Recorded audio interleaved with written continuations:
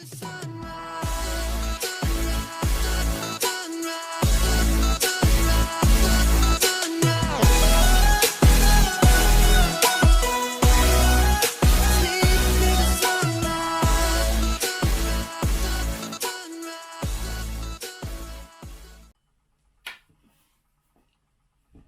guys, I'm back after a few months of not doing any vlog. Today's vlog would be a very different one from what I usually show you. I usually show you good, nice places and my experiences of some of places that I have been, or what's happening with our life, or foods like that. But today, I want to show you something that happened to us, especially my family. You know that times have been rough with us, and we just have to cope with it. Yeah, we had the COVID-19 virus.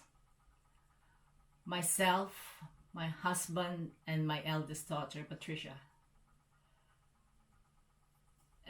You see, we are all frontliners. I'm a nurse. They're working as a healthcare attendant. Patricia is working as a part-time during weekends. It's been a hard few weeks for us. First of all, I want you to share what are the symptoms. The first week was that night of March 31, I think it was March 31 was the first symptom that I saw my husband. He was complaining of feeling unwell, and then in the early mornings of April 1, he started to have fever. So I was like a bit nervous, of course, because I'm the type of a person that would really clean my house, disinfect my house, the doorknobs and everything. I did everything just to prevent this COVID-19 from entering our house.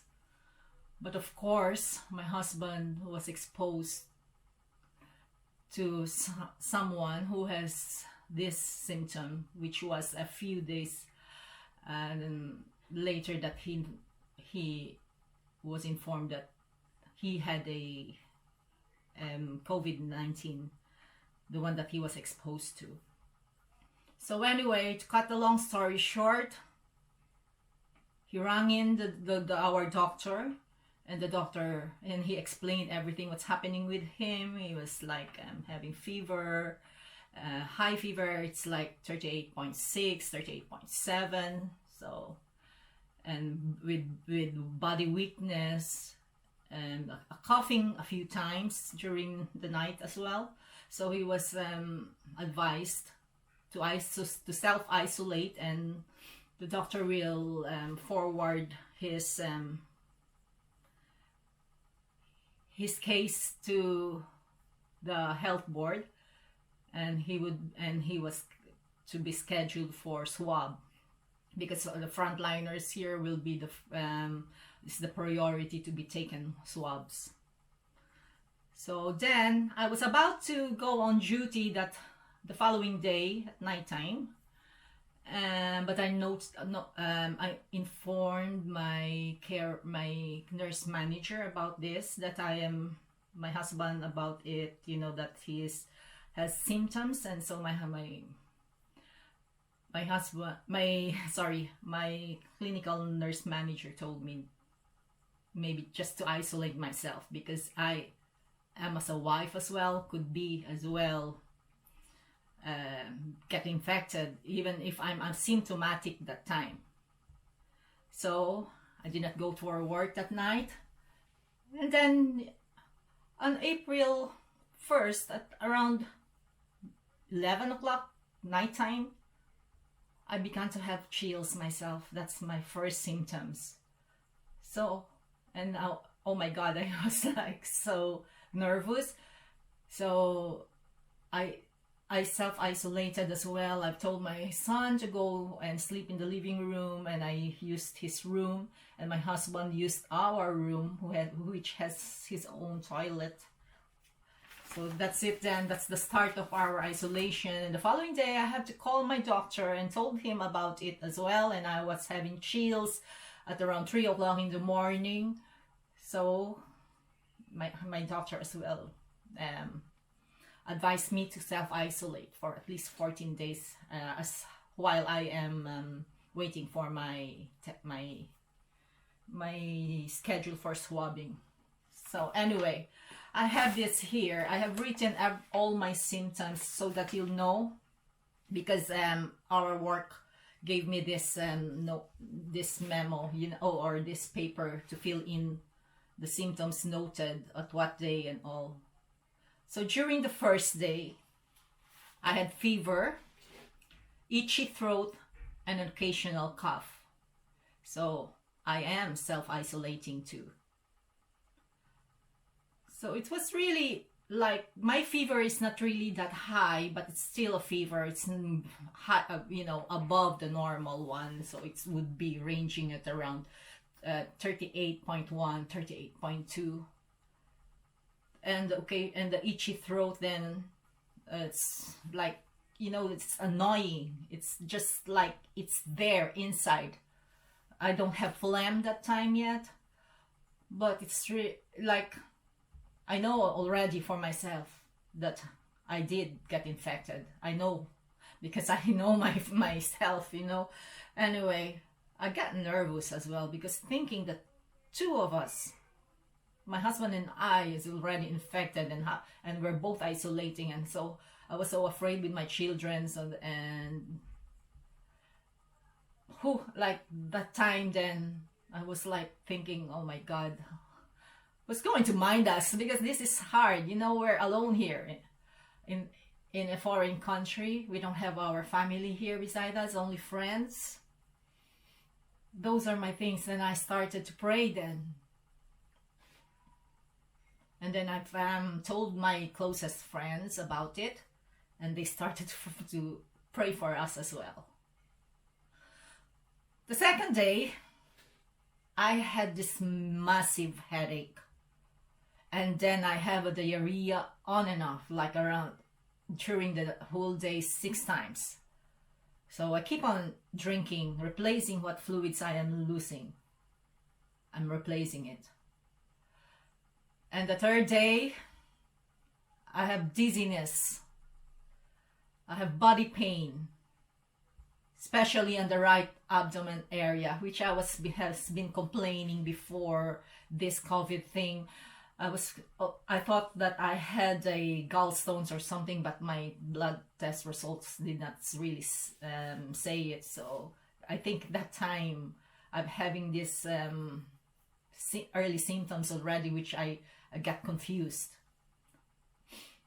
Anyway, on the 4th day, there's still dizziness, there's still fever, there's still itchy throat, and with additional of clogged nose.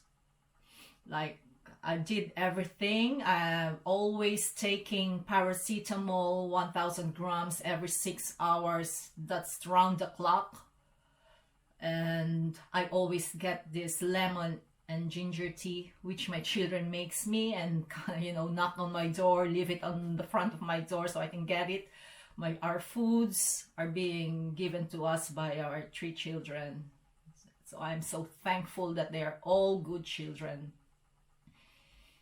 On the 5th day, I think the 5th day was the worst that I felt. This headache, it was so strong that it's like breaking my head in two. And I've been having chills, especially in the afternoon, coming around 4 o'clock onwards. And then the colds then started now. On the 6th day, still colds, clogged nose. Then there's no more taste. The food, I cannot taste my foods by then. That time I really don't have any appetite. Like, I know I'm hungry. Like, I can feel my tummy rumbling, but I just can't get the food. I just don't want to eat. And then even my husband that time, during his 5th day until the 8th day, he has no food intake.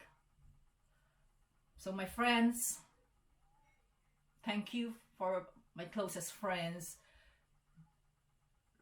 Rivani was the one who first bought us our grocery items. So we bought as well the glucosades and all, and that helped him and myself as well. On the 7th day, headache still. This headache was been constant, and chills in the afternoon until nighttime, on and off fever. I even wore, a hat when sleeping because I thought this will help it. And like blankets, loads of blankets. And our medicines, just paracetamol, that's it. And of course, thank you for Nanay, the mom of Weng. She always gives me, forwards me prayers to say. So what I did, I prayed and prayed and prayed. My God, I haven't prayed like that in the longest time. I think it's a wake-up call for us as well.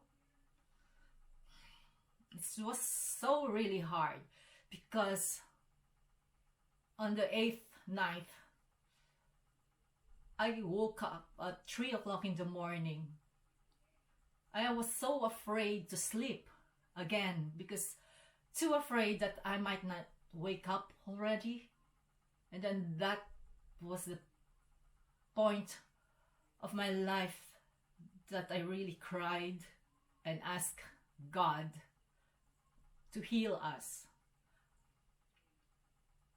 I'm so afraid that both me and my husband will be gone. I'm sorry, this would be a very sad story, but I'm just telling you what I felt that time. I was like in a state of denial. Oh no, I won't. But I know deep inside that God will help me that time. So I prayed and prayed, and thank you all my dear friends, my classmates in high school, in college. They all prayed for me, my co-workers. They all messaged me sometimes every day. Ruina, thank you. Sherry, thank you. Carmen, thank you. Thank you for giving me the strength to fight it off, and reassuring me that we would all be all right. Anyway, on the 8th day, I have this sore tummy and coughing at nighttime. And on the 9th day I have a headache again, but no more fever. And on the 10th day, I woke up like a new person. There's no headache, there's no fever, a bit of clogged nose, but that's it. I felt different. So I think on the 10th day, the hard symptoms already left me. And then I started to be eating and drinking again. Of course, lemon and ginger tea. Sometimes the fresh ginger, and we just squish lemon in it. Sometimes I even squash garlic and put it in our tea. So that's what made us better. So now I'm on day 20 and I'm really better now, but I just had my second swab the other day, and so we'll still be waiting for the result. I will be updating you soon. But, you know, guys, COVID-19 is real. It's real, so please follow what your government is saying. Philippines, please follow. My fellow Filipinos, follow your president. Please, this is not time for politics or anything. Just follow them. This is true. We are just so lucky that we only had mild symptoms. But it's really, it's a wake-up call for every one of us to be one. Just stay at home. Wash your hands all the time. Wash your hands. When you cough, cough in your arms like that. And like until now, I haven't hugged my children or kissed them. And it's been 22 days since my first symptoms. And my youngest is starting to ask me, when can she hug me? It's really so sad. But what can we do? And prayers.